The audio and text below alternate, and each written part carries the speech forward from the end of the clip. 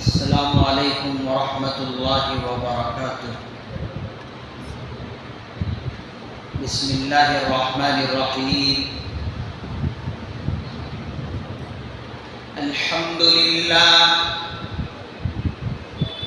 للہ نحمده ونستعینه ونستغفره ونؤمن به ونتوکل علیہ ونعوذ باللہ من شرور انفسنا ومن سیئات اعمالنا من يهده الله فلا مضل له ومن يضلل فلا هادي له ونشهد ان لا اله الا الله وحده لا شريك له ولا نظير له ولا وزير له ولا معين له ولا مثال له، صلى الله تعالى عليه وعلى آله وأصحابه وأزواجه وذرياته وبارك وسلم تسليما كثيرا كثيرا. أما بعد فأعوذ بالله من الشيطان الرجيم. بسم الله الرحمن الرحيم. والذين جاهدوا فينا لنهدينهم سبلنا.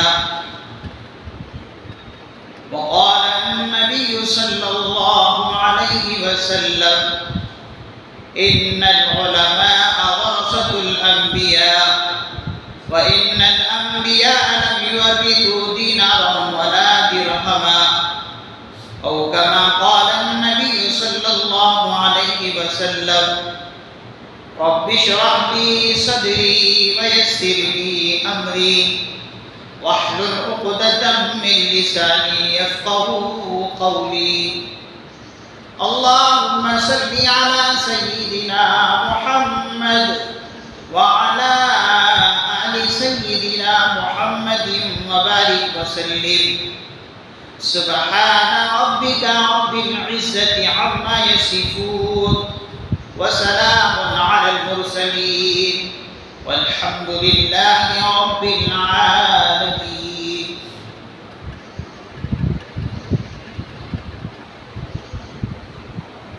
سارے حضرات ایک مرتبہ محبت کے ساتھ، ادب کے ساتھ، احترام اور عظمت کے ساتھ نبی پاک صلی اللہ علیہ وسلم پر درود پڑھ لیں۔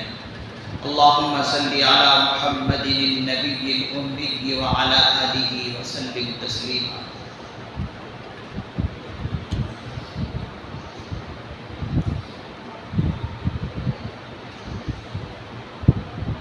نہ پوچھ ان خرقہ پوشوں کی ارادت ہو تو دیکھ ان کو،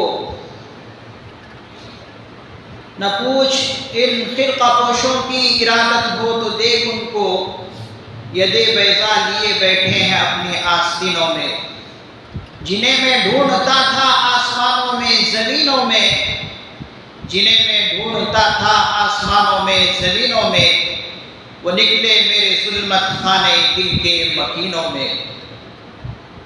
بزرگان محترم، نوجوانان اسلام، عزیزان ملت اسلامیہ، میں آج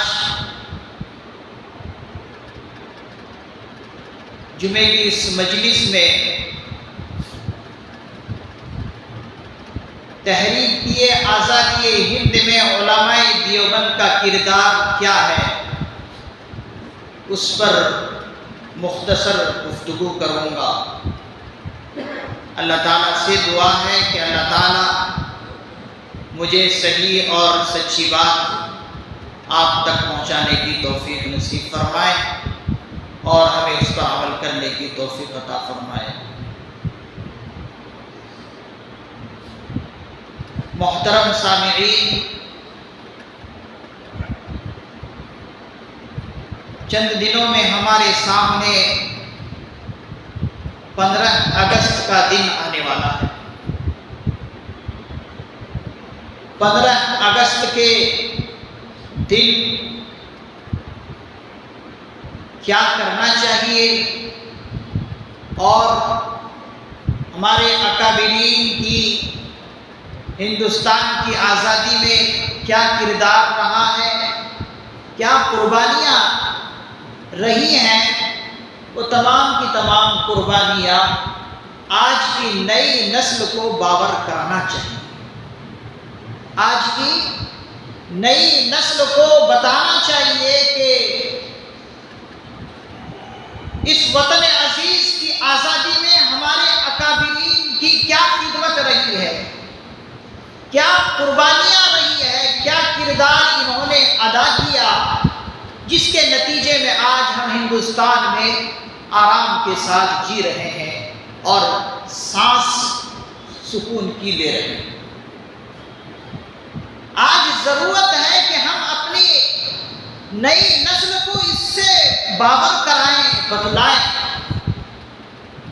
لیکن افسوس، صد افسوس کے ساتھ کہنا پڑتا ہے کہ آج ہماری نئی نسل کو ہندوستان کی آزادی میں علماء کرام اور مسلم مجاہدین کی کیا قربانیاں رہی ہے کچھ معلوم نہیں۔ ضرورت ہے کہ ہم اپنے اسلاف کی، اپنے اکابر کی قربانیاں یاد کریں اور پڑھیں، اس لیے کہ جو قوم اپنے اکابرین کی، اپنے اسلاف کی تاریخ بھلا دیتی ہے، پھر وہ قوم زندہ نہیں رہتی۔ تو ضرورت ہے کہ آنے والے 15 اگست میں ہم اکابرین کی قربانیاں نئی نسل کو بتائیں۔ ہم میں سے ہر ایک کی یہ ضرورت ہے، یہ اس کے اوپر ضروری ہے کہ اپنی آنے والی نسلوں کو بتائیں، اپنی نئی نسل کو تاریخ پڑھائیں اور بتائیں۔ حاضرین مکرم، حضرات علماء کرام اور بالخصوص حضرات علماء دیوبند کا کردار وطن عزیز کی آزادی میں بہت اہم رہا ہے۔ جہاں وہ ایک طرف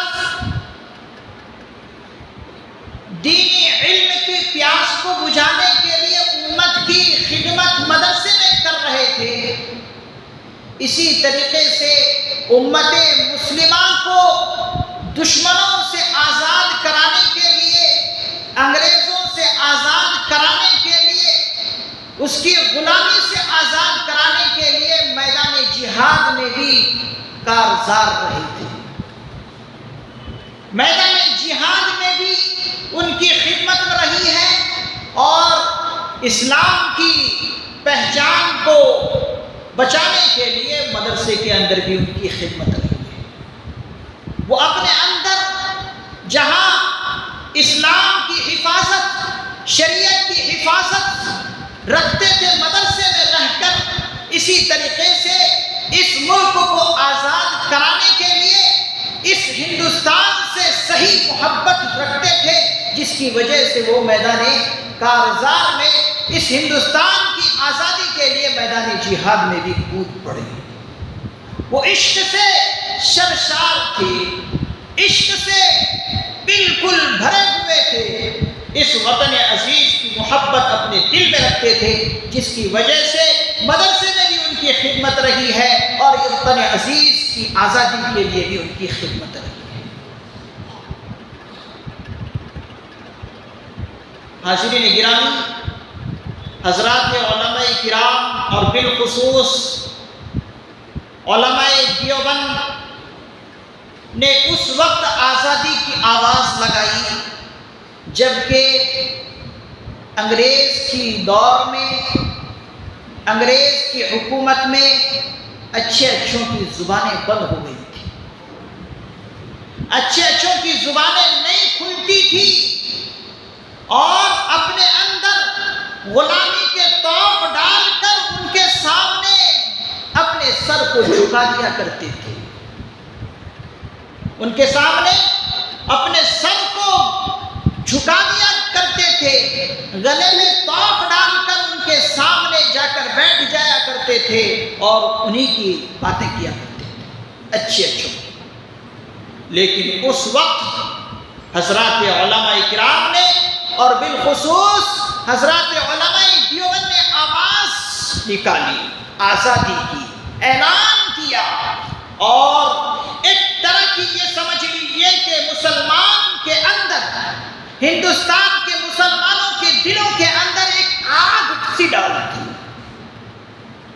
ہندوستان کے مسلمانوں کے اندر ایک آگ سی ڈال دی، یہ سمجھیے کہ ایک چنگاری ڈال دی، اور مسلم مجاہدین میدان جہاد میں کود پڑے۔ اس وقت کے سب سے بڑے جید عالم محدث کبیر حضرت شاہ ولی اللہ محدث دہلوی نور اللہ مرقدہ کے فرزند ارجمند شاہ عبدالعزیز محدث دہلوی نے انہی انگریزوں کے خلاف ایک فتویٰ جاری کیا۔ جب انگریز گورنر نے کہا ہندوستان کے مسلمانوں سے، ہندوستان کی پوری برادریوں سے، اس وقت انگریز گورنمنٹ نے کہا کہ یہ ملک، یہ خلق خدا کی ہے، بادشاہ اس ملک کا ہمارا ہے۔ کیا کہا انہوں نے؟ سمجھیے اور سنیے۔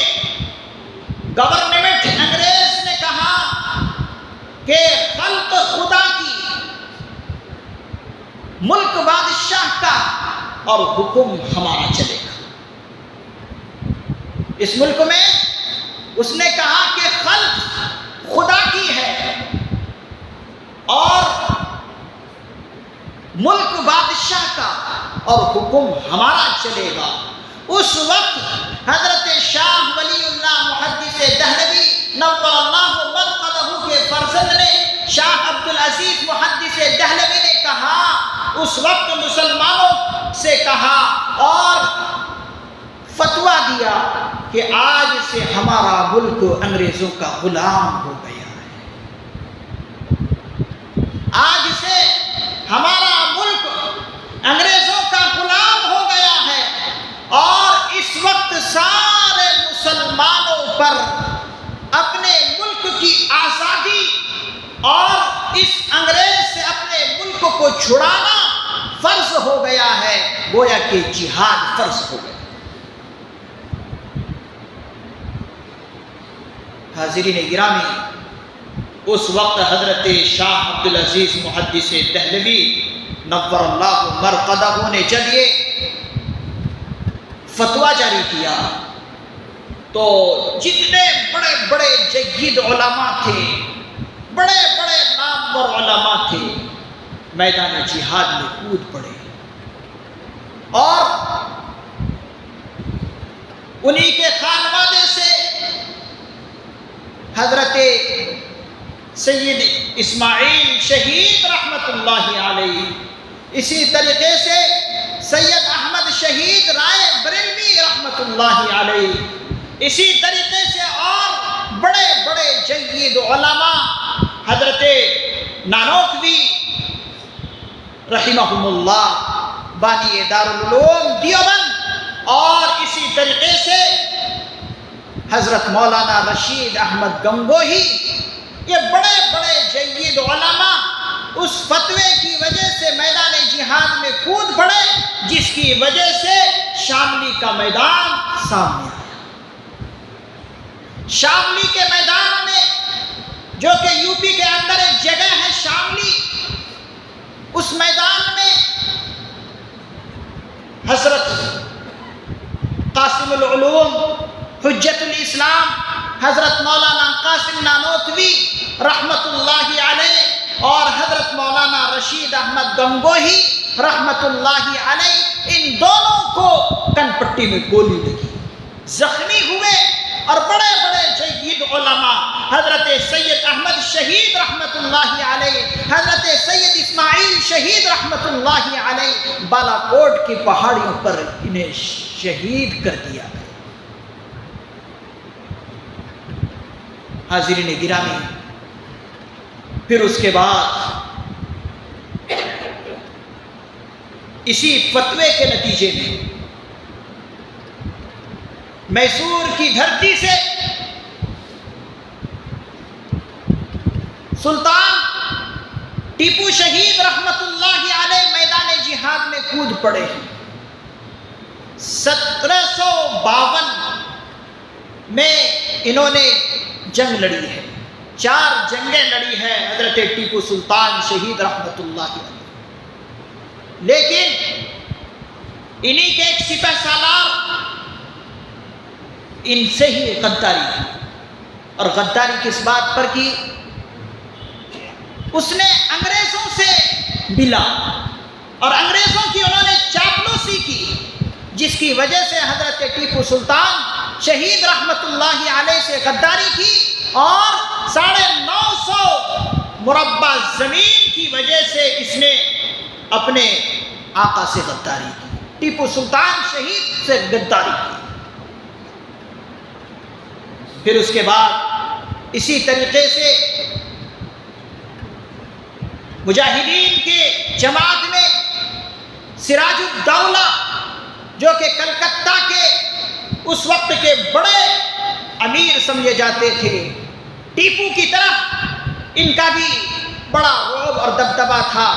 اس کے ساتھ بھی جو ایک غدار تھا، اس نے بھی حضرت سراج الدولہ سے غداری کر کے 750 مربع میل زمین کے لیے اس نے انگریزوں کے سامنے اپنی جو ہے گردن جھکا دی اور ان کے ساتھ غداری کی۔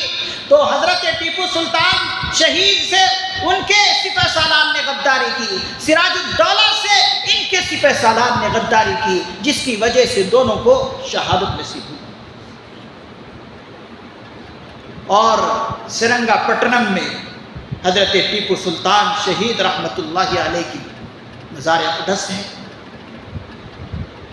حاضرین گرامی، حضرت ٹیپو سلطان شہید رحمت اللہ علیہ اپنے وقت کے سب سے بڑے مجاہد تھے، اپنے وقت کے سب سے بڑے قطب اور ابدال تھے، سب سے بڑے ولی تھے، اپنے وقت کے سب سے بڑے ولی تھے۔ لیکن غداروں نے، دشمنوں نے حضرت ٹیپو سلطان شہید رحمت اللہ علیہ کی جو تصویر ہندوستانیوں کے سامنے پیش کیا ہے، ہندوستان کے لوگوں کے سامنے پیش کیا ہے، وہ بڑی ہی خطرناک طرح کی تصویر پیش کی ہے۔ ہم جو آج حضرت ٹیپو سلطان شہید رحمت اللہ علیہ کی تصویر کتابوں میں اور اخباروں میں دیکھتے ہیں کہ حضرت ٹیپو سلطان شہید رحمت اللہ علیہ کی تصویر صحیح طور پر نہیں ہے۔ حضرات علماء کرام نے لکھا ہے حضرت ٹیپو سلطان شہید رحمت اللہ علیہ باریش تھے، داڑھی مبارک ان کے چہرے پر تھی۔ دشمنوں نے، غداروں نے ان کے چہرے سے اس ریش کو، اس داڑھی مبارک کو دشمنوں نے، غداروں نے ہٹا دیا۔ اور ہٹایا کس لیے؟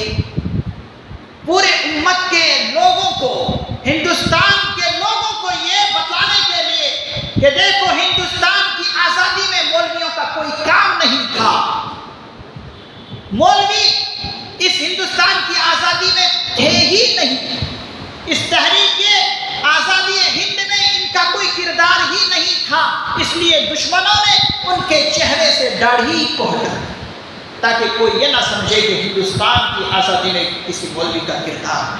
اس سے بڑا ظلم اور کیا ہو سکتا ہے حضرت ٹیپو سلطان شہید رحمت اللہ علیہ کی تصویر کے ساتھ؟ آپ ذرا غور فرمائیں، جب اپنے وقت کے سب سے بڑے ولی، اپنے وقت کے سب سے بڑے قطب اور سب سے بڑے اللہ کے چہیتے اور سب سے بڑے عابد، عبادت گزار ہو، اور ان کے چہرے سے داڑھی نہ ہو، ان کے چہرے پر داڑھی نہ ہو، یہ کوئی ممکن بات ہے؟ ارے بھائی، کوئی ولی بغیر داڑھی کے ولی نہیں بن سکتا، کوئی ابدال بغیر داڑھی کے ابدال نہیں بن سکتا، کوئی قطب بغیر داڑھی کے قطب نہیں بن سکتا، کوئی عابد بغیر داڑھی کے عابد نہیں بن سکتا، کوئی اللہ کا چہیتا بندہ بغیر داڑھی کے چہیتا بندہ نہیں ہو سکتا۔ تو پھر یہ کیسے ممکن ہے کہ ان کے چہرے پر داڑھی نہیں تھی؟ ان غداروں نے، ان دشمنوں نے ان کے چہرے سے داڑھی ہٹا دی تاکہ لوگوں کو باور کرائے، بتائے کہ ہندوستان میں مسلمانوں کی اور بالخصوص عالموں کی، علماء کی، مولویوں کی کوئی کردار نہیں تھا، اس لیے انہوں نے دشمنی کی۔ آپ کتابیں پڑھیں، حضرت شیخ الاسلام حسین احمد مدنی نور اللہ مرقدہ جو بڑے پائے کے عالم رہے ہیں، اپنے استاذ محترم حضرت شیخ الہند کے ساتھ مالٹا کی جیلیں کاٹی ہے، انہوں نے اپنے استاد کی خدمت کی ہے، کئی سال جیلیں کاٹی ہے۔ انہوں نے خود اپنی کتاب کے اندر یہ بات لکھی ہے کہ حضرت ٹیپو سلطان شہید رحمت اللہ علیہ باریش تھے، داڑھی ان کے چہرے پر تھی، ان کی کتابوں کے اندر لکھی ہے یہ بات۔ لیکن غداروں نے داڑھی مبارک کو ان کے چہرے سے ہٹا دیا۔ حاضرین گرامی، میں آپ حضرات کو یہ بتانا چاہ رہا ہوں کہ تحریک آزادی ہند میں علماء دیوبند کا کیا کردار رہا ہے، میں آپ حضرات کو بتانا چاہ رہا ہوں۔ علماء دیوبند کا کردار بہت اہم رہا ہے، بہت اہم رول رہا ہے، اس لیے کہ انہوں نے آزادی کی آواز اس وقت لگائی جب کہ ہندوستانیوں کے کسی دل کے اندر، سینے کے اندر اتنی ہمت نہیں تھی کہ وہ انگریز کے خلاف آواز بلند کر سکیں۔ اس وقت حضرات علماء کرام نے آواز لگا دی اور گویا کہ ایک طرح مسلمانوں کے سینوں میں آگ کی ایک چنگاری لگا دی، جس کی وجہ سے مسلم مجاہدین کود پڑے اور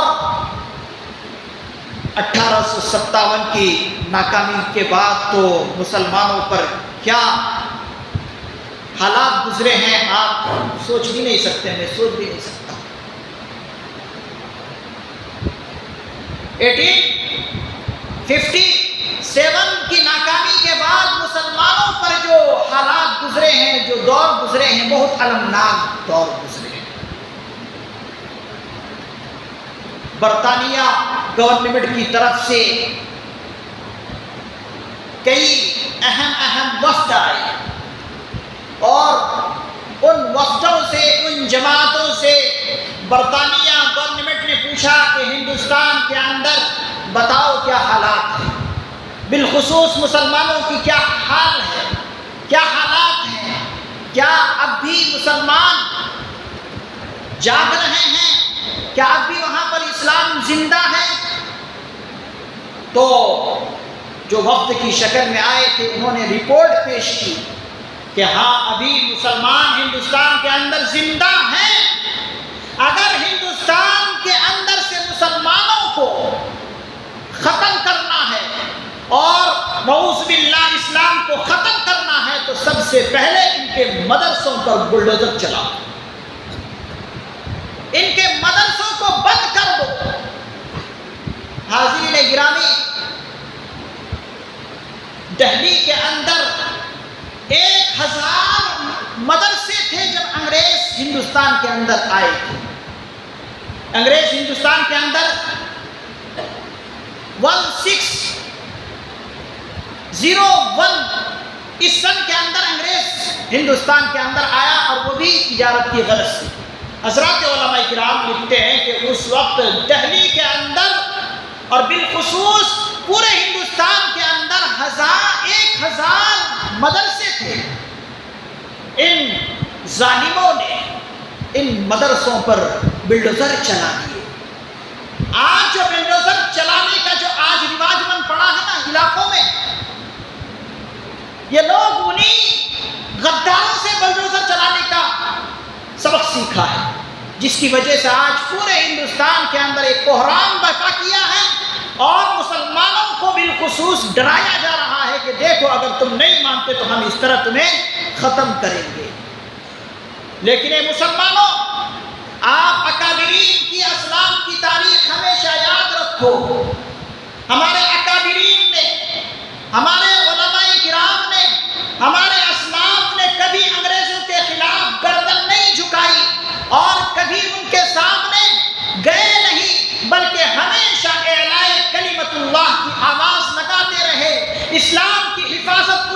بھی کیے جب ہندوستان آزاد نہیں ہوا تھا، اس وقت بھی ہندوستان کے اندر مسلمانوں کی حفاظت اور اسلام کی حفاظت، شریعت کی حفاظت ہمارے علماء کرام نے کی ہے۔